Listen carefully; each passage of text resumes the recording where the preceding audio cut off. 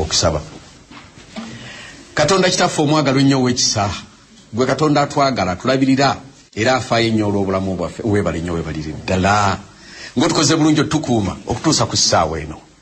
Mukama waffe ekigambo kyo kigenda okwogerwa, naye nze nsaba mbule okozese ebyuma bino ebya tekinologiya eby'ekitongole ky'ebyempuliziganya bisobole okutuusa amaloboozi n'ebifaananyi eri obukadde n'obukadde bw'abantu mu nsi yonna. Waliwo ekigenda mu maaso ku ssaawa eno kye twetaaga okumanya. Mukama, omukono gwo ogw'amaanyi gubeere naffe mu by'okuyiga bino byonna mu linnya lya Yesu Kristo Mukama waffe, amiina. Nina okwebaza kungi nnyo eri Katonda olw'okubanga mpeereddwa omukisa guno. Ebitongole bino byentwala ebibiri, eky'ebyempuliziganya n'ekyenjigiriza, bikwatagana bulungi nnyo kubanga tuvunaanyizibwa okuyigiriza. Abantu abasinga balowooza nti bwe twogera ku education twogera ku masomero gokka, naye kaakati amasomero gaggalwawo. Tugenda kola tutya? Tugenda kulekeraawo okuyigiriza? No, tulina okusigala nga tuyigiriza. N'olw'ensonga eyo okuyigiriza, education, kuyambibwako oba kubeera facilitated, kankyogere nti mu luzungu communication. Ekitongole ky'ebyempuliziganya kino kye kimu ku bitongole ebitatera kufiibwako nnyo, ebibadde bitafiibwako nnyo mu kanisa, nga waga nti kati katuleete omusomesa akulembera ekitongole ky'ebyenjigiriza, kati tumugatteko ndowooza ekyebyempuliziganya, kati kimugatteko bugasi. Naye ekitongole kino Katonda akiggyeeyo ku luno mu COVID ono kibeere nga kye kiyimiriddewo olw'okukola omulimu guno. Olweggulo nja kwogerako nammwe ku maanyi ga tekinologiya n'ensonga lwaki musaana okumwegendereza ennyo, kubanga enkumi n'enkumi z'abantu kati bakyamuse, bonna balina amasimu, bonna bali ku YouTube, bonna bali ku WhatsApp, baweereza obubaka buli kiseera, naye tebanneegendereza wajja bugenda kubatuusa. N'olwekyo newankubadde tukyamuse nnyo olwa tekinologiya, tulina okuba abeegendereza ennyo. Ebyo nja kubyogerako olweggulo. Naye amakya g'olwaleero omulamwa gugamba nti bisembedde okusinga bwalowooza. It is closer than you think.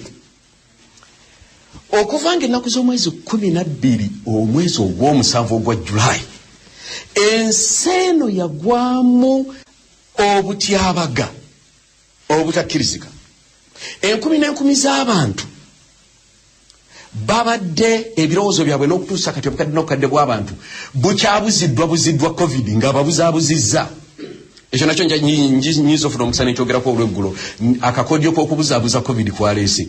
Amagezi g'abantu gonna ne gaggyibwa ku bintu ebigenda mu maaso olwaleero ne bagateeka ku COVID. Era nze neewuunya ebintu bino byengenda okubabulira nti amawulire mangi naddala mu Uganda tebabyogerako. Naye nga birowoozo byonna eby'abantu biri ku COVID, olaba abantu babala nnaku batutaddi, ebula 23, ebula 22, ebula 21, ebula 10. Amagezi gaabwe ne gabira ku COVID kubanga baali basibiddwa mu yumba. Naye nga mbategeeza abooluganda, waliwo ebintu ebyagwawo okuva nga 12 July byenjagala okusimbako omulaka, era kwe kusaba kwe muwulidde nga nsaba Katonda nti ebyuma bino ebya tekinologiya bisigaleko, kubanga sandize na laptop wano ku kituuti, naye kindeese nayo ebintu bizitowa, sisobola bikwata mu mutwe. Naye obwedda bwentegeka bwenti ng'evaako netegeka naevaako, ekyo nkimanyidde. Emyaka nga 15 oba 2 egiyise nali ekitoma nga mbuulira.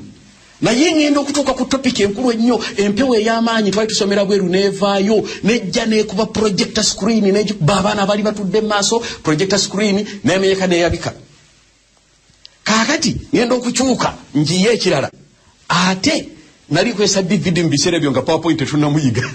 Atukwesa DVD ng'eyabiseemu ebitundu 3 tesirabangako.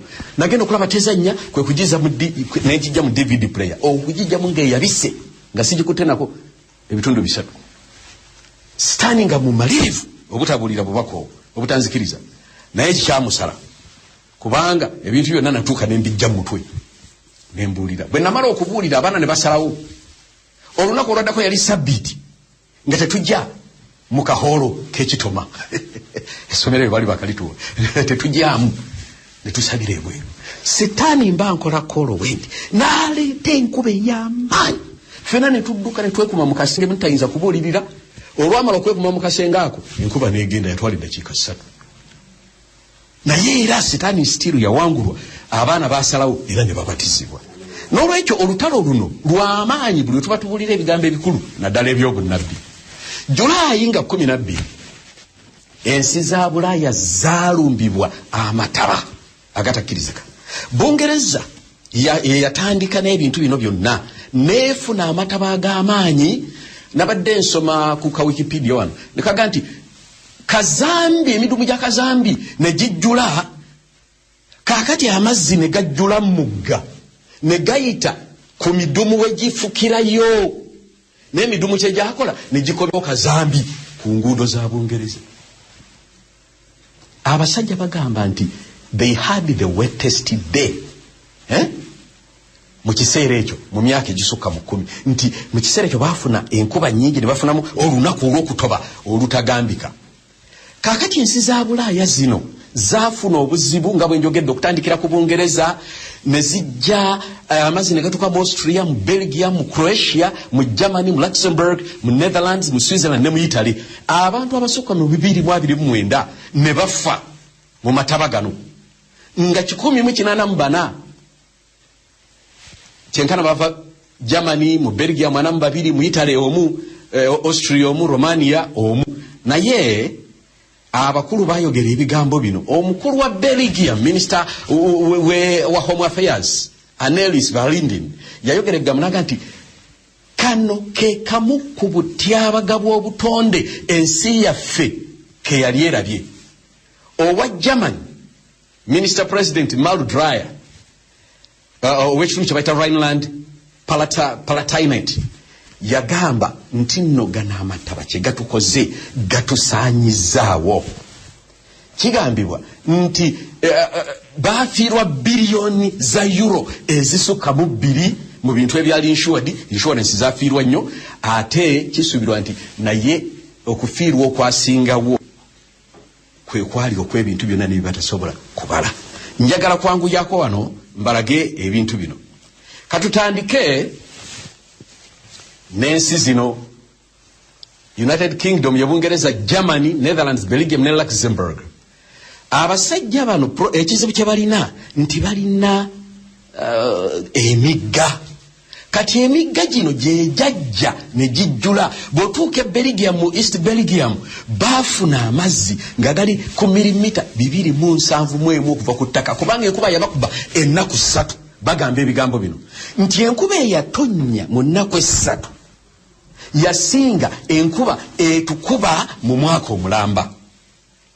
Enkuba eno n'eryoka ereeta obuzibu obutagambika. Abantu bangi ne bagibwa mu maka gaabwe, abantu abasukka emitwalo 20 ne baviibwako amasannyalaze. Amayumba gonna eno wansi ku fulo eya wansi gonna ne gajjula amazzi. Kigambibwa nti nno n'ebizimbe ebimu ne bitandika kumenyeka bumenyesi. Abasajja bano ab'omu Germany bagamba nti ebitundu ebimu byali tebirabanga nkuba bwetyo mu myaka 10.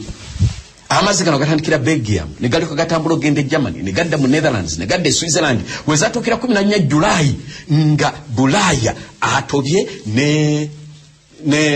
n'emigga ng'abise nga gisusse we girina okubeera.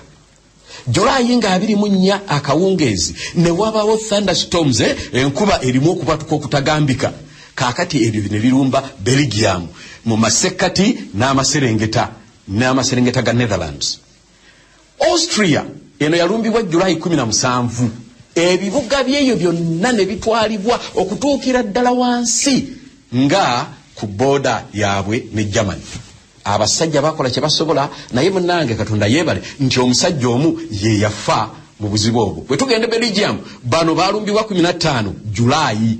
Abantu abasukka mitwalo 410 amayumba gonna gasigala galina amasannyalaze n'abantu ne bagibwayo. Kale nno naye Katonda yeebazibwe nti abaafa kyenkana baali 31 bokka.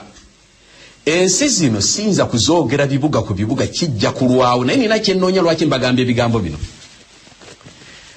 Abasajja bali ab'omu Belgium bafuna obuzibu nti abantu bwe baddukanga mu maka gaabwe ng'ate abalala bajja nga babba ebintu, babawo looting ey'amaanyi ennyo. Train emu Katonda yeebazibwe kubanga temwali bantu, yali empty, naye yava ku luguudo kubanga ekkubo lyayo mwali mujjudde emiti n'ebiki ebyali bigudde olw'enkuba eno. naye Katonda yebale yataasa abantu be abantu kyebafa bangi eyo. Kaakati Croatia gyengenzeko bano nabo baafuna obuzibu naye Mukama yebazibwe we bawandikira ebintu bino tewali kufa. Czech Republic Czechoslovakia eyo nayo bafiirwa bingi nnyo kubanga amazzi gajja ne gatwala amayumba amabizinesi gonna agali ku fule ya wansi gonna ne gajjula. Bw'ogenda e Bufalansa abo nabo baakigwako mu bifo ebyenjawulo.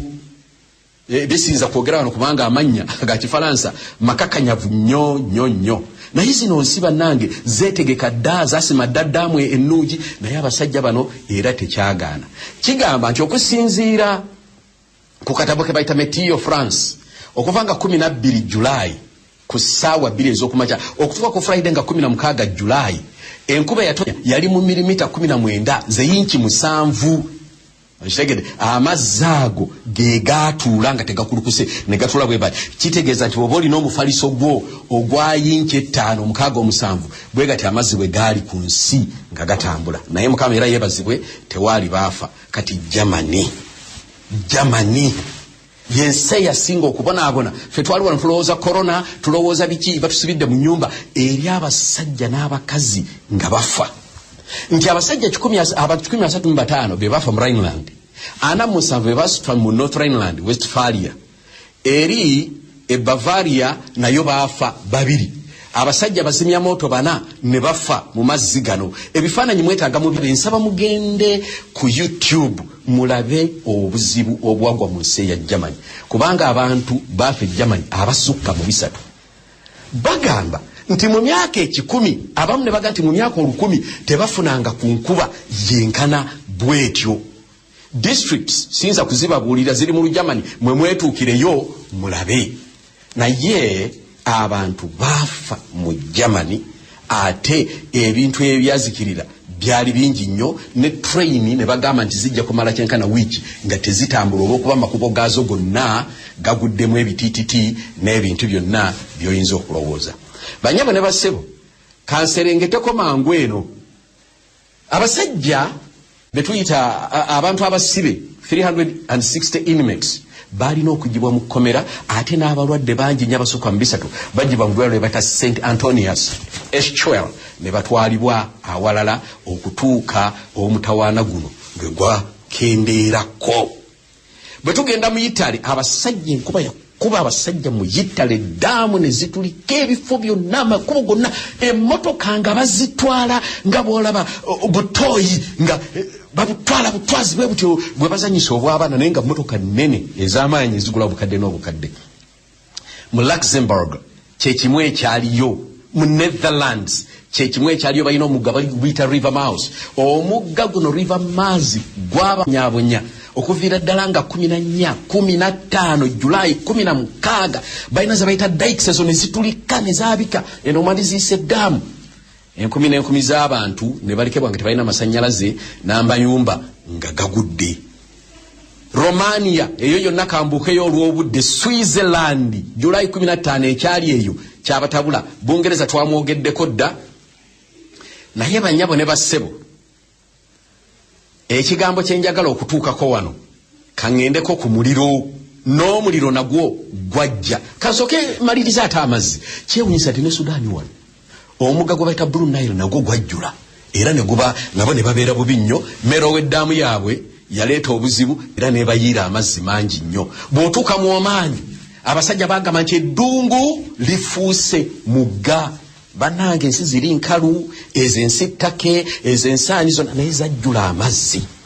Tekyakomaawo ennaku zino ebbugumu lino lye mubadde mulaba ate b'abazungu lyabayisa bubi nnyo kubanga ebbugumu lyayokya abantu ne bafa. Ebbugumu lino ne livaamu emiriro. We twogerera kati simanyi omuliro gw'e Canada gwakoleddwako. California oyayase n'akamala. Greece Buyonaani omuliro ogubaddeeyo. Lebanoni omuliro ogubaddeeyo. Amazzi soogeddeko ku China mazzi gakuba China neebonaabona. Banyabo ne basseba ebintu bino ebiriwo olwaleero omuli amazzi, omuli omuliro, amataba, ate jjukira nti mulimu n'obulwadde. Corona asitudde buto enkundi mu China bayina variant eno gye bayita Delta. Esitudde buto mu America, esitudde buto mu Bungereza. Ebintu bino lwaki mbibagamba? Amagezi gaffe tugatadde ku bulwadde buno ne tutagateeka ku bubonero obulala obuliwo mu nsi olwaleero. Abantu bali bembanyumiriza obuwumbi n'obuwumbi bwa ssente babufiiriddwa, naye n'abazeeyo awaka singa ogenda ku YouTube n'olaba vidiyo zaabwe.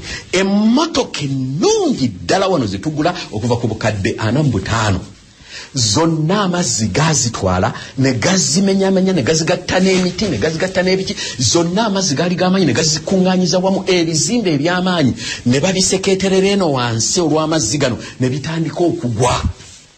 Tebakyalina we bayita kubanga emiti gyavanga ku nsozi nga gireeteddwa amazzi ag'amaanyi ne gisuulibwa wonna wonna mu makubo. Fire brigade tesobola kuyamba, ebintu byonna nga bitabuse, obutonde nga bukambuwadde. Banyabo ne bassebo, ebigambo bino bitutwalawa. Wuliriza ebigambo bya German Chancellor Angela Merkel bye yagamba nti tewali kigambo mu lulimi Olujamani ekisobola okunnyonnyola bino ebituuseewo. Mu Luganda oba yagala kiyita katyabaga oba yagala kiyita ki, ye talina kigambo kyonna kyayinza kukozesa mu lulimi Olujamani. Era n'agamba nti neekanze nnyo, I am shocked by the catastrophe that so many people have died in the floods. Era n'agamba nti bannange tubasaasidde nnyo. Mauro Dreyer, Minister President wa Rhineland Palatinate, ye yagamba nti abantu bafudde, waliwo abantu betutalaba, waliwo bangi nnyo abakyali mu katyabaga, tetulabanga kintu kyenkanidde wano bannange kitukoze bubi. July 15, Minister of Defense wa Germany ne State of Emergency yalaga ebitundu byonna era yayogera ekigambo kino n'aga nti bannange ekintu kino kivudde ku butonde okubutawaanya, climate change. Belgian Minister wa Home Affairs Annelies Valerin yayogera ebigambo bino n'agamba nti kano ke katyabaga kamu ku bwe nalabyeko mu nsi yaffe. Banyabo ne bassebo, omukulu wa European Union Ursula von der Leyen ne European Union Council President Charles Michel nabo bonna bagenda, ne Papa Francis yasaasira nnyo Bungereza n'ensi zonna, ne Boris Johnson owa Bungereza naye yagamba nti ajja kuyamba n'awafadde ensi ye eri bubi naye ajja kuyamba aba Italy ne Austria abaweereze obuyambi. Ebigambo bino ndese byaki ebitali mu nsi zaffe. Ebigambo bino lwaki mbyogera eri bannange mwenna abawuliriza.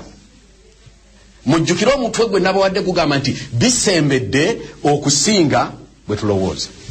Muwulidde emiriro kati egiri e California, emiriro egyo gyatandika mu Australia eri 2019-2018, emiriro egyo nekitukutte Canada gigenda gyokya buli wamu. Ebbugumu lino mwe limbadde muwulirako mu Uganda temuliwulidde, ebbugumu libadde ebweru, abantu nga bafa bana bakadde nga bakunkumuka, obutonde bwonna nga bukyankalanye. Ebintu bino bitegeeza ki era bigenderera ki? Abasomi ba Bayibuli mumanyi bulungi nnyo Matayo sura 24, Luka sura 21 ne Marko sura 13 nti ebintu bino byalagulwa. Mubimanyi bulungi nnyo, mubadde mubisoma. Naye kati COVID bwazze ebirowoozo byaffe byonna n'abijja ku bubonero obwo. Kubanga n'akabonero ak'entalo kaggwamu amaanyi COVID bwe yajja, abasajja mbaga nti wa tetujja kuddamu kulwana, katugira tubeera mu nsi zaffe. Kati netugaa tewakyali ntalo, kati ne tudda ku bulwadde. Naye nga tuli ku bulwadde obwo waliwo ekisensera mwenna gye mwesaanya okwetegekera. Abantu bakatonda mwenna Abadventist, naawe munnange ayinza okuba nga ali ku mukutu gwo gw'oyagala ennyo gwa Prime Radio, wulira ebigambo ebigenda okuddako.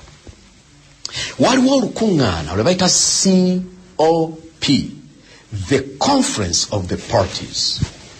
Olukuŋŋaana luno baluyita COP 26 olwabiri mu omukaaga. Olukuŋŋaana luno lwe lukuŋŋaana olubeeramu amawanga gonna agaateeka omukono ku framework gye bayita the United Nations Framework Convention on Climate Change. Endagaano eno bagikola mu 1994. Kaakati wuliriza beeteekateeka okugenda mu kibuga kye bayita Glasgow eri mu Bulaaya, era bagenda kuŋŋaana mu kifo kye bayita the Scottish Event Campus. Abakulembeze bonna gye bagenda okubeera. Olukuŋŋaana luno lwakubeerawo nga 31 October okutuuka nga 12 November omwaka guno, era balwongezaayo olw'obulwadde omwaka oguwedde, naye kakati bamalirivu okulukola. Agamba nti the climate talks will bring together heads of state, climate experts and campaigners to agree coordinated action to tackle climate change. Kankivuunule nti okwogera kuno kwe bagenda okubaganyako ebirowoozo okwe climate kugenda kuleeta abakulembeze b'amawanga bonna okw'obutonde bw'ensi, abakulembeze b'amawanga bonna, the heads of state, climate expert, abakugu mu mbeera y'obutonde bw'ensi, ate n'abakubi ba kampeyini. Ekyo mukiwulirize nnyo, bakkiriziganye ku ngeri gye banaakolera awamu ng'ate bali coordinated, ekigambo kye yakozesa, okulwanyisa climate change oba enkyuka y'obudde. Era ogenda kumbuuza nti ekyo kinkwatirako. Awuliriza Prime Radio, amaaso ku lutimbe n'amatu ku radio. Njagala owulirize bulungi omwagalwa. Abasajja bano n'abakazi biki bye bagenda okuteesaako? Climate change, enkyuka y'obudde. Laba enteekateeka ya sitaani asoose n'akubira ddala ensi ziri, kubanga luno olukuŋŋaana ekitebe kyalwo ekikulu kiri mu Bonn mu Germany. Kati Germany setaani gye yasinze okukubira ddala. Kati abakulu abagenda okuva ku kitebe balyoke bajje nga beesomye, be basinze okufiirwa abantu, ensi yaabwe yasinze okubonaabona ennyo, kati balyoke bavayo bajje bateese nga bonna baliko n'obuswandi. Kati nava mu Uganda nga mulowooza ku Kasese yekka, mulowooza ku Buduuda yekka, kale na bano abali eggabaawe ennyumba zaabwe amazzi gaziyingira, ng'ebyo mulowoozaako byokka, bajja bagati mwakafiirwa bameka. Ffe mulabe be tufiiriddwa. Sajja bava e Bungereza, sajja bava e Italy, sajja bava e Germany, balyoke bajja mu lukuŋŋaana luno nga beeteeseteese. Ebika by'abantu basatu, abakulu b'amawanga, abakugu mu mbeera y'obutonde, climate experts, n'abakubi b'endere, campaigners, bakole enteekateeka yaabwe. Mpuliriza bulungi omwagalwa. Biki bye bagenda okuteesaako? Sinnabimanya kubanga olukuŋŋaana terunnabeerawo, ate sigenda kubeerayo. Naye nze ng'omusomi wa Bayibuli, naawe ng'omusomi wa Bayibuli, number 2, aba Seventh Day Adventist balina okwolesebwa okwenjawulo okwava mu mwoyo w'obunabbi, era nga bamaze ebbanga ddene nga bagaba ekitabo kye bayita The Great Controversy, oba essuubi. Kitabo ekyo mu Luganda bakivuunula essuubi eddamu oba something like that. Ekitabo ekyo ne kituusibwa ku buli muntu yenna mu kkanisa Adventist. Ne tubagamba ebitabo bino byali bigula siringi 3,000, nti sooka weegulire ekitabo kino okisome, then olyoka ogulyeko ne munno atali wa kkanisa. Ekintu ekyo twakibagamba. Nali nkulembera ekkanisa y'e Kanyanya, sebo omusumba kankunyumize, ne ŋŋamba abooluganda bakyajjukira bulungi, abooluganda bakikaato, abooluganda balutu, abooluganda bamwakali, bonna abaali abakadde, ne mbagamba nti buli lwaggulo bwe tumala okusaba kw'essaawa 9, mbasaba musomeyo emu ey'ekitabo kye bayita Great Controversy, nga tebaana banakivunula. Ne mbaga nti mugisome, nti olaba omulabe bwalwana mugisome bulungi, mugitegerere ddala bulungi abooluganda basome essula naddala ezisembayo mu kitabo ekyo era nkyakikubiriza abooluganda musome ekitabo Great Controversy kubanga essaawa ze tulimu ekitabo kino ze kyogerako nze n'ebigambo bye ngenda okwogera mu kitabo kino ebigenda okubeerawo nga 3 Oktoba omwaka guno okutuuka nga 12 November ngenda kubibasomera mu kitabo Great Controversy ng'ekitabo kino kyawandiikibwa edition gyengenda okwesa ya 1888 mwewuunye Katonda bwe yalaba ebintu bino nga tebinnabeerawo. Ekitabo kino kiriko essuula egamba nti the impending conflict akatyabaga akajja. Wulira ebigambo mukyala White bye yayogera agamba nti Satan works through the elements also to garner his harvest of unprepared souls. Nti Setaani mu kiseera kino akozesa embeera y'ensi n'obutonde okuŋŋaanya emyoyo egitannaba kweteekateeka. He has studied the secrets of the laboratories of nature. Nti asomye n'obwegendereza enkola y'obutonde, and he uses all his power to control the elements as far as God allows. Nti era akozesa amaanyi ge gonna okufuga okufuga amaanyi g'omu bbanga ne ku nsi nga Katonda bw'ayinza okumukkiriza. Musumba statement eyo gyekkaanye. Lwaki abantu bali mu kuzikirira okw'amaanyi okubadde mu Bulaaya genda ku YouTube okulabeko ne videos zirabeko ojja kutya. Abantu bafa 3 byokka kyenkana oba 6 lwokka. Kubanga Katonda ow'omuggulu kale yamuta yamukkiriza yamuganya kale kankyogere bwento siti yamukkiriza n'akola bino bye yakola n'aleeta omuyaga n'aleeta empewo n'aleeta omuliro. Naye Katonda abantu be n'abakola ki? N'abataasa newankubadde oli yali atta. Ekigambo ekyo kikulu nnyo okukitegeera Abadventist n'Abannamawuliriza. As far as God allows. Nti nga ebisibo n'amagana n'abaddu ba Yobu n'amayumba n'abaana nga yabajjawo mangu. One trouble succeeded another as in a moment. Nti akatyabaga akamu kaddirira akalala mu ddakiika budakiika.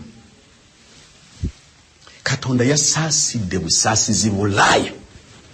Katonda yasaasidde busaasizi Sudan. Katonda yasaasidde busaasizi Lebanon. Yasaasidde busaasizi California. Kubanga amayumba gonna gakunkumuse ne gaako omuliro. Waliwo sandstorm eyayimuse mu China nga nene nnyo neebuuka n'eryoka esanga woteeri ez'abaddawo ez'abanyi zonna ne zijjula bw'olaba ku YouTube owulira nga olukumeze. Eddungu eryabadde kkalu ery'ettake eri Oman lyonna ne lijjula amazzi ng'olowooza nti awabadde just omusenyu ng'olowooza nti wabaddewo amazzi emyaka n'emyaka. Naye Katonda ow'omuggulu ye yasaasidde abantu obutafa.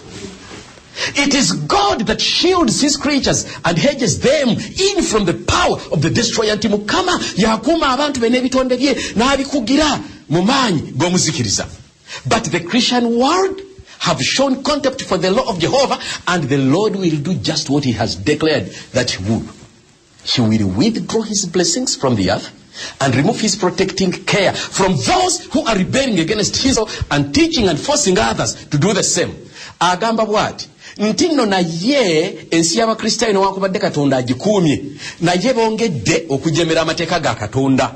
Era Katonda ajja kukola ekyo kye yalagira nti agenda kukikola. Ajja kujja emikisa gye ku nsi n'obukuumi bwe abujje ku abo abajemera amateeka ge era abayigiriza n'okukaka abalala okugajemera. Ajja bajjako blessings. Kyova olaba nti zino ensi zonna ezigenze ziyisa ebisiyage zigenze zikola ki? Ekintu kizikubye bubi nnyo. Kubanga blessings ze agenda azibajjako bagaanidde mu kunyooma mu kujerega mu kukola ki? Njagala okubategeeza banyawo ne bassebo. Sifu ekyo ndowoozaamu. Naye Bayibuli eri clear ti ebisiyaga bifu newankubadde mubirwanirira mutya.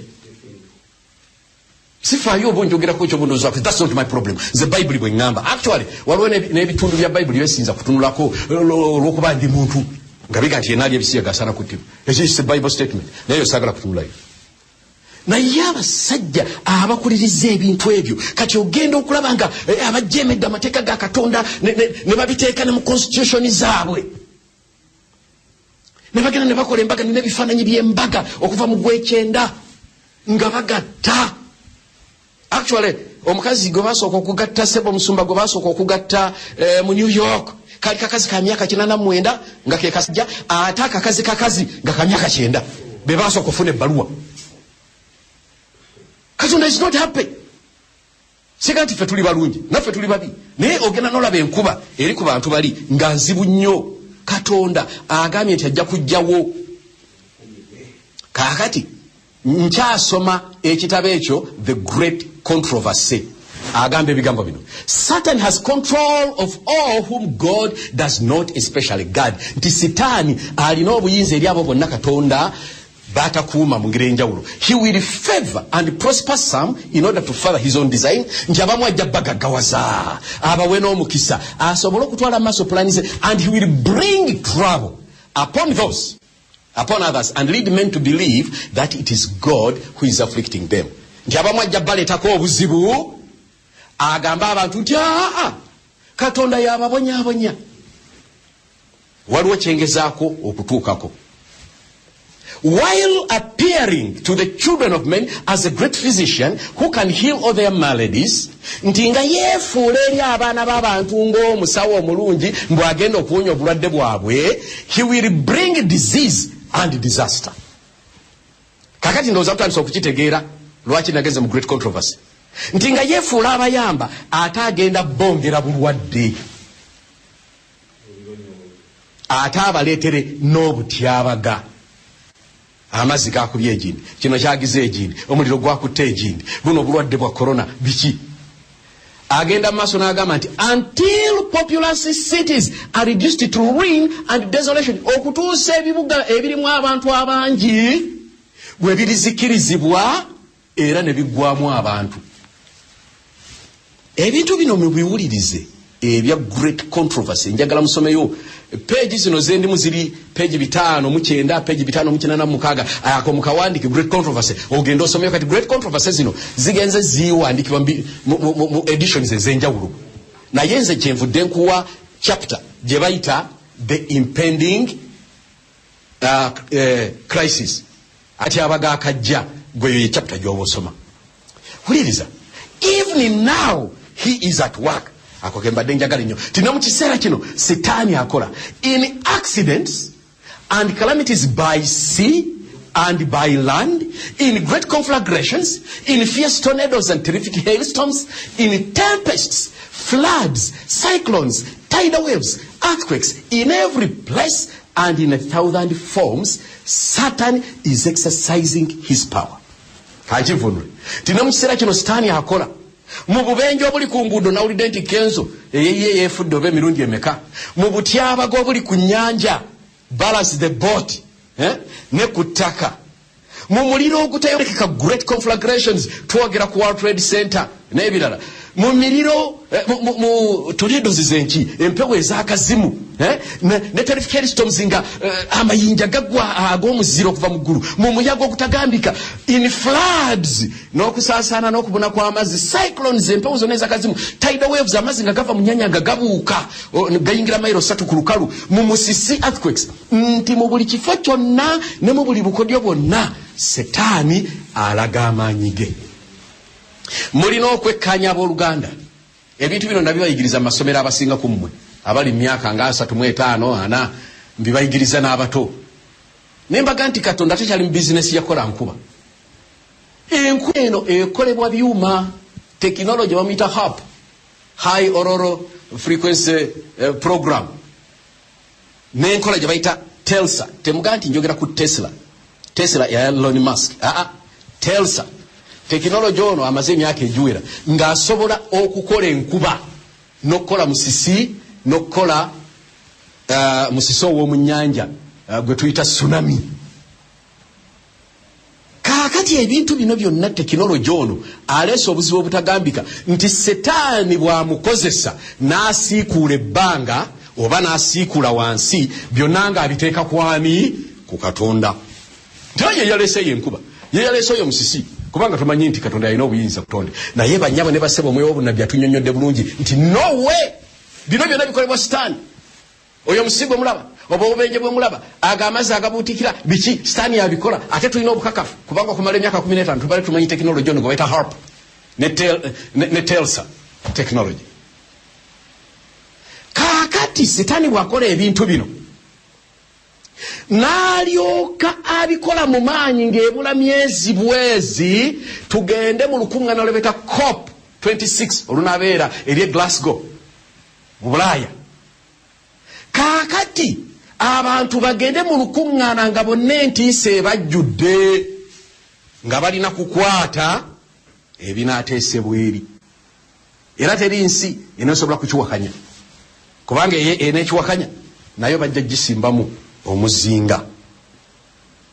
Mikwano gyange abaagalwa, bino ebigambo byenjogera byawandikibwa bulungi mu kitabo Great Controversy okutulabulafu abanaabeerawo nga wayise emyaka 100 nti bigenda kubeerawo. Agamba akagambo kano kaga nti he imparts to the air a deadly taint and thousands perish by the pestilence. Akanyiriryako koka kakulaga COVID nti mu mpewo ateekamu obulwadde obw'obutwa obukadde n'obukadde bw'abantu ne buzikirira naganga. Ekyo oyinza okukiwakanya nti si COVID. Mukyala White ebintu bye yalaba n'abiwandika eri nga mu 1888. These visitations kano ke kalina okutiisa gwe Kasagala naawe omusumba. These visitations are to become more and more frequent and disastrous. Nti obutyabaga buno bujja kweyongera bungi ate nga bubi nnyo. Kyova oli ati bakunyumiza COVID-19 ne bakunyumiza eyo phase esooka ne bakuleetera ey'okubiri kaakati bakusuddemu eno Delta ey'okusatu. Kati mwe bannanga abooluganda ebigambo bino bwe tubyogera waliwo kumu abakozesa obubi ebigambo bya Katonda mbu twalokolebwa lwakisa tetulinda kugera tetukola bwe tuti mwekamba nnyonnyole omuntu eyalokolebwa olw'ekisa ate abamuwulize. Katonda bw'ayogera mu mwoyo w'obunnabbi n'agamba nti mudduke ebibuga aba tasaaga. Ekyo nnyinza okukibanyonnyolako olw'eggulu. Kakati okusiba okwali kulina okusooka kwali kulina kuba kwa district omwaka oguwedde ne batusaasira district ne bazikola kati walabye nga tasobola genda wammwe kyamutakasa ne musumba tasobola genda waabwe Bugema wali oba ebombo kubanga ali mu district eyo ya Wakiso. Kakati nno kankubbireku gwe kitegeere aganye ekinaddako kijja kuba kyabutava mu nnyumba. Ekyo ogenda kukiraba we twogerere Pakistan bwe batabannakukuba kiyiso simukadiyo nga bagijjako bagizaako ng'ekiyiso bamaze okukifuna. Esebo kiki kyenjagala okubalaga wano nti obutyabaga buno bugenda kweyongera. Mmwe abali mu kusaaga n'okukkiriza kwammwe kanyangu yemalirize ebintu bino bibadde bingi nnyo. Mmwe abali mu kusaaga n'okukkiriza kwammwe ekintu kituuse kubanga tugenda mu lukiiko muwulirize. Nkyasoma mukyala White ebigambo byayogera atulaze obulwadde bwonna gye buva atulaze musisi gyava atulaze amazzi gonna agakubye Bulaaya gye gavudde ne gatuuka ne Sudaani ate ndowooza ssebo naffe Uganda tulina ekyaffe kye tulinda Sitaani tayinza tuviirako n'aga nti abaleke bulesi nedda ssebo kubanga mwena mulina okutya kubanga okutya kwe kumuyamba n'ayisa amateeka ge nti okuzikirira kujja destruction will be upon man and beast nti okuzikirira kujja kubeera ku bantu ne ku bisolo.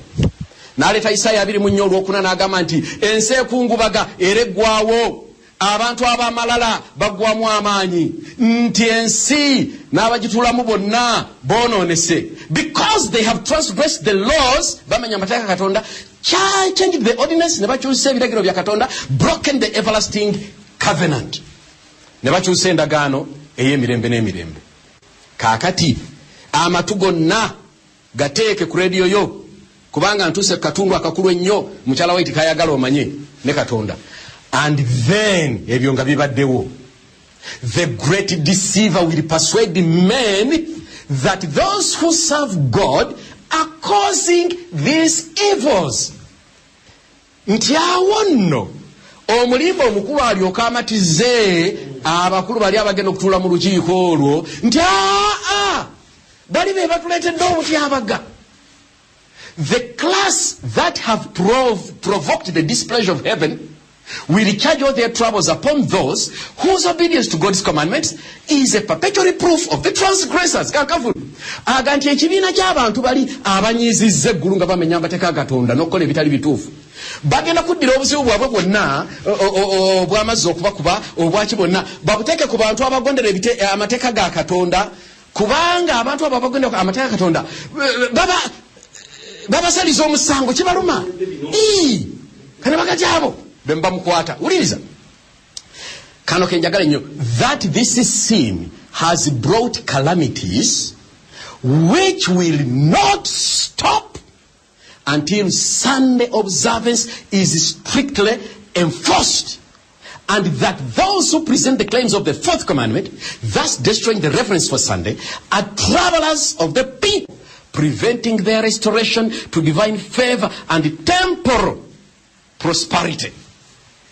Ulira okuvunula kugamba nti kijja kulangirirwa nti abantu bana bakwata amateeka Katonda banyiiza Katonda olw'okumenya sabbiiti eya Sande, nti era ekibi kino ekyokumenya Sande kyekireese obutyabaga, era obutyabaga buno tebujja kuggwaawo okutuusa nga abantu bonna bakakiddwa okukuuma Sande nga sabbiiti ya Katonda. Nti era abantu abo aboogera ku tteeka eryokuna ne baga nti tulina okulikwata ettuufu erya sabbiiti, mu ngeri eyo nga boogera ebyo ne boonoona obutukuvu bwa Sande, be batuleetedde obuzibu era batulemesezza okuddamu okufuna emikisa gya Katonda n'ebintu byaffe okwonooneka byonna, amayumba gaffe okuggwa, emmotoka zaffe okuggwawo, bizinesi okusaanawo, kubanga jjukira nti nno mu nteekateeka eno ne bizinesi zigenda kufa. Kakati bizinesi okuddawo, obutonde okutereera, covid okugenda, teri kyakkola, ffenna tulina okusinza ku lunaku lumu. Ekyo kyekigenda okuba entandikwa mu COPA 26. Banyabo ne bassebo obudde buyise, ebigambo bino bikyaliwo bingi, naye olwokubanga obudde bugenze kamalirize n'ebigambo bino ekitundu kino. Kiki kye tuba tulina okukola? Biki bye bagenda okuteesa? Ekintu kino bakiteesa dda, naye bagenda kuddamu okukinyweza nga kiga nti bannange obutyabaga buno bwonna ensi tugikooyezza, ensi eno ewummuleko, era bajja kujjayo Bayibuli sebo omusumba bagambe nti Mukama agamba nti ennaku omukaaga okolanga emiki, naye olunaku lumu wummula. Kati ensi yonna bagiwa ekiragiro kino nti ewummuleyo olunaku lumu, koze bagenda giwa Saturday eyo. Abakuba obululu abasinga bali ku Sunday, kati nga badda ku Saturday. Waliwo olunaku lwe tukuza buli September baluyita lwa Mother Earth obutonde, naye kati bagenda kukyusa bagenda nti lwaki tulukuuma omulundi gumu mu mwaka, katutandika oddukuuma ddi? Buli wiki abantu bajjukira sabbiiti yateekebwawo, era bino bajja bireeta, bajja kubireeta nga banyonnyola nti sabbiiti yateekebwawo ejjukize abantu every 7 days obutonzi bwa Katonda. Kaakati obutonzi buno bwonooneddwa, kaakati buli wiiki katukole ki? Katuteekewo libeere etteeka. Olaba akakodyo embeera eno mwejjira. Era kino olw'okuba abakulembeze bonna bana abagenze mu lukuŋŋaana kibeerewo mu nsi yonna, ate olw'okuba amasomero kaakati babigaggaddewo, abaana batandise n'okwerabira ne baga nti songa nayo nteekateeka ya sitaani bwe naatuka okwogera ku covid nja jjogerako olweggulo, abaana babeera bize biri babawe sirabaasi mpya erimu climate change, eyinza n'okubaamu ebisiyaga byonna nti mubikkiriza, era bajja bayigiriza pitu, bajja kubanga basoma sexuality yaabwe kubanga eri bwe bakola ebweru. Banyabwe ne bassebo bagenda kola kituyita re-education abaana bonna baddemba bayigirize bakolere syllabus yansi yonna ngerimu climate change esobola okuyamba abantu in quotes okukuuma obutonde naye nga esitula olunaku Katonda lwataasalawo. Mukwano gwange kiki oyinza okukola nga maliriza ekitundu kino? Kiki ky'oyinza okukola gwe ow'Oluganda ali mu kuzannyisa obukristaayo bwo? Otunuulira abantu n'obeewuunya nga they are just joking. Tusaaga n'obukristaayo bwaffe. Katonda yatuteekako mu lockdown tubeere nga tusobola okukola ki? Okwetereeza. Kanjogera ebigambo bino kuba nsigaze dakika ntono nnyo. Mu Olubereberye Ssuula ya 32 olunya olw'omwenda munzikirize nsome ebigambo bino. Nandibiwadde Lusagala n'abisoma naye sikakasa sipiidi y'eddakiika zimpweddeko. Lubereberye Ssuula 32 olunya olw'omwenda waliwo omwana mulenzi erinnya lye yali ayitibwa Yakobo. Omuvubuka ono yali mubi. Abantu bangi tebamanyi nti Yakobo yali mubi. Kavubuka ako kaali kabi nnyo nnyo nnyo nnyo. Yamala okubbako muganda we obusika najja n'alimba kitaawe nti naye eyo gundi gwani nti nze Esawu omwana wo. Namugati Esawu alina ebyoya bingi. Esawu awunye enkwawa. Leeta wano enkwawa nzuulire. Omwana n'asembera naye maama we yali afumbye omutwe ng'amutaddeko engoye z'Esawu eziwunya entuuyo. Bwe yawunya kugana wano Esawu ddala. Namugala Esawu alina ebyoya sembera. Maama we nga yamuyambye dda n'amuteekako ebyoya by'endiga. Omusajja ate olw'okuba yali muzibe olwakwatako bw'ati n'aga nti ono ddala Esawu n'amuwa emikisa. Esawu afuluma akomawo asanga omukisa baguwadde Ddooni. Oli maama we n'amuga nti bajja kutta n'adduka. Omwana oyo Yakobo mu bubi bwe. Yakobo yali mubi banna. N'agenda ewa kojjaawe. Yakobo yasooka okukola obufumu. N'akwata obuti bubiri n'abukola bw'ati. N'abuteeka mu maaso buli lwe yalabanga endiga nga zizze okulinnyira n'embuzi. N'abuteekako bw'ati. N'abukola bw'ati. Kati eno we yalinnyiranga ng'ebutunuulidde ng'ezaala bitanga kubanga kojjaawe yamukiza ebitanga ze zizo. Naye saliza bitanga sijja ziko. Yagenda okulaba ez'ebitanga tezivaayo. N'agali kankole n'akola obufumu n'akwata obuti akati akamu n'akayuzaako eddiba kafuuke white and black. Bwe yabuteekawo bw'eti ne zizaala bitanga. Oyo si musamize. Oyo Esawu omubi. Essaawa n'etuuka ewataliwo mmwe ssebo tobeerayo. Kojjaawe n'anyiga naga obye ente zange endiga zange zonna ngenda kukutta ate n'adduka nga talina kuddayo ka. Naye nga Esawu naye amulinze. Essuula ya 32 egenda okutuuka n'atumya n'aweereza message ni kyekiriyo n'amugamba ati maama muganda waze n'abasajja 12. Entiisa n'emukwata n'akakana. Ekyo kyekikuliko muganda wange ne mwennyinaze. Oyonoonye Katonda, oyonoonye muganda wo, osobeza kino na kino naye ba 7th mwe n'aboluganda mwe n'abawulira eno si ssaawa yakutunuulira by'emabega bye wayonoona. Bw'oba obitunuulira bijja kuzitwawerera. Olabe sente z'obadde obbeza ebitundu bya 10 n'ebirabo, otunuulira abakazi bonna b'otunuuliza amaaso agafaana bwe gati, otunuulira okukumpanya kwonna kw'okoze. Totunuulira bintu ebyo bijja kulemesa. Kankusomera olunya olw'omwenda wano kanyanguyeeko wano. Bayibuli egamba ebigambo bino nti Yakobo n'ayogera nti ayi Katonda wa jjajjange Ibulayimu era Katonda wa kitange Isaaka, ayi Mukama eyaŋŋamba nti nayo musiye wammwe eri baganda bo nange nakukola bulungi sisaanira n'akatono ekisa kyonna n'obwesigwa bwonna bye wandaganza omuweerezaawo. Nasomoka omugga guno Yoludaani nga nina omuggo gwokka naye kaakano nkomyewo nga nina ebibiina 2. Nkwegayirira mponya mukono gwa muganda wange Esawu kubanga mutya aleme okunzita n'abaana bange ne bannyaabwe. Naawe wayogera nti sirirema kukukola bulungi era n'afuulanga ezzadde lyo ng'omusenyu ogw'oku nnyanja ogutabalika olw'obulungi. Kitegedde? Afukamidde asaba. Kino kye mulina okukola ng'Abadventist n'abaana tunamwe n'abalinda Yesu okudda. Pray. Mwenenye buli kibi kyonna. Lwe lubadde olunya olw'11 mwenenye nkwegayirira mponya mukono gwa Esau omuganda wawe kubanga mmutyale mu okunzita mwegayirire Katonda. Esau yafukamira negayirira. Bible yeyongerako negamba nti awo nasulawo ekiro ekyo n'atola ku ebyo bye yali nabyo kuba okuba ekirabo kya Esau muganda we. Kwegamba yagezako mugulirira eyo sagala kusomayo sagala yo bulijjo agezako mugulirira nti twale endiga bwe ziti twale endiga bwe sonsonyiwe. Esau nze muyite ekifaananyi kya Katonda ow'omuggulu. Wamanya ensonga lwaki musumba? Bible egamba mu Sura ya 3 olw'ekumi lwesijja kusoma agamba nti Esau yabuuza abasajja nti yabuuza muganda we bwe basinga n'amugamba nti endiga ziri zonna zendabye zaaki? Yamuddamu ekigambo kino nti ndaba omukisa mu maaso go. Oli n'amugamba nti bye nnina bimala. Bannange Esau yakola statement bye nnina bimala.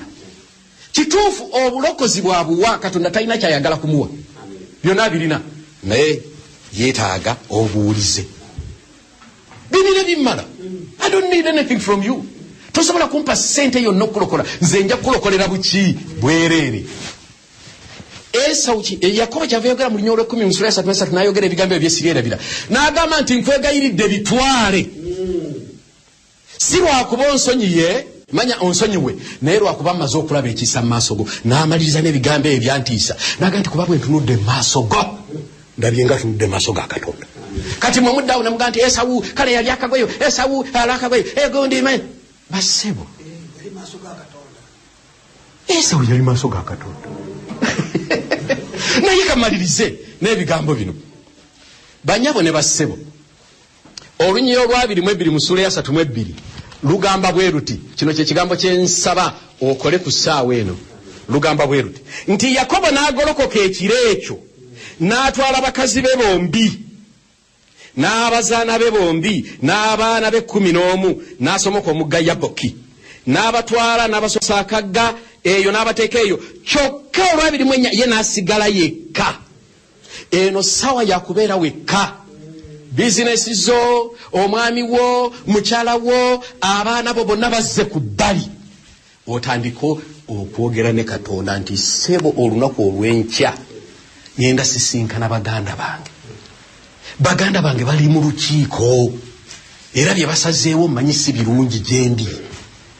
Bagenda kunteeseza nti menye etteeka lya Katonda naye sagala kumenya etteeka lyo. Nkwegayiridde nsonyiwe ebibi byange byonna nsisinkane baganda bange bano ng'omutima gwange guli kitedde. Bwe banawo ekiragiro kyonna nti okusinza kwa lunaku lusooka si lwa 7 mbeere nga ndi redde. Bwe banaaga nti mwena mulina okulya ebisiyaga n'okukkiriza mbeere nga ndi redde. Bwe banaŋŋamba njeeme mbeere nga nja kusigala ku ggwe. Nkwegayiridde aba akyasaba alowooza ali yekka. Omusajja n'amukwata bw'ati bavum. Bw'amuvumbagira bw'ati yalowooza nti Esau n'alwana. Bayibuli egati malayika agenda okulaba ng'obudde bugira ki bukya n'amuga nti nta. Yakola statement gye nsaba buli mu Advent agikole n'aga nti sijja kkuta okutuusa ng'ompadde omukisa. Buli awuliriza Prime Radio tokkiriza kuta Katonda mu kusaba kw'osaba ku ssaawa 10 ez'ekiro ssaawa 11 nga tebanazuuka abeewu. Tokkiriza Katonda kumuta nga takusonyiye byemabega byonna. Tokkiriza kuta Katonda nga towulira mirembe mutima nti nsonyiyiddwa. Kubanga nga bwe tunasoma maaso eyo Katonda bw'anaatuwa omukisa olulala. Katonda ow'omuggulu ekibi kyonna ekitenenyeddwa tekigenda kusonyiyibwa. Obudde butuweddeko. Enkomerero esembedde okusinga bwe twali tulowoozezza. Enkiiko za mwaka guno tolowooza za mwaka gujja zigenda kubaawo processes ez'okgoberera. Tuba tundwana abatulyawo ng'ebintu byonna bikyuka mu dakiika. Omwoyo w'obunnabbi agamba mu Testimonies volume 9 ndowooza page 11 agamba nti ebintu ebisembayo bigenda kudduka ku speed ya kitalo. The final events are going to be very, very rapid. Mudakiika mwezi guli mujja kulaba nga amateeka gakyuse ate nga mulina okugakwata. Mudakiika COVID yatukyusa ffenna. Nja kwogera ku new normal olw'eggulu. New normal bye biki? Lwaki bagamba new normal? New normal eri bibuliko? Tikisoboka, it's not bibuliko. New normal yejja okutwala kusinza ku lusooka. The true normal kusinza ku Ssabbiiti. So it's dangerous. N'olwensonga eyo ebintu bye tugenda kubyogerako olweggulo yita munno tubeerewo naye Mukama atusaasire ku ssaawa eno nga mmaliriza twetegeke ffenna tubeerenga omwana ono Yakobo tufukamire Katonda atuggyeko erinnya lya Yakobo erinnya kiri bamugjaho eba akuyita Isirayiri kuba Yakobo litegeeza mubbi bana bobo ngoliyo nga gwe Yakobo muna tonenya yo Bible bwegamba akuggyeko erinnya eryo akuwa erya Isirayiri eritegeeza nti alwanye ne Mukama naye naagira ki Mukama atusasire bannange twetekere ebiseera ebijja mu linnya lya Yesu Kristo Mukama waffe amina katuweeyo kwebaza Katonda kitaffe omwagalo nnyo ow'ekisa oyogedde naffe ebigambo bino bitulabula nti obudde buggwereddeyo ddala njagala okwebaza olw'amayengo gano n'abantu bonna ababadde bawuliriza njagala okwebaza olw'abatekinisiyani n'abasajja bonna abali mu kintu kino abakikoze obulungi ne kitutuukako essaawa zino obudde butuweddeko nkwegayirira buli omu amanye nti kitugenda okwolekera kinene naye afukamire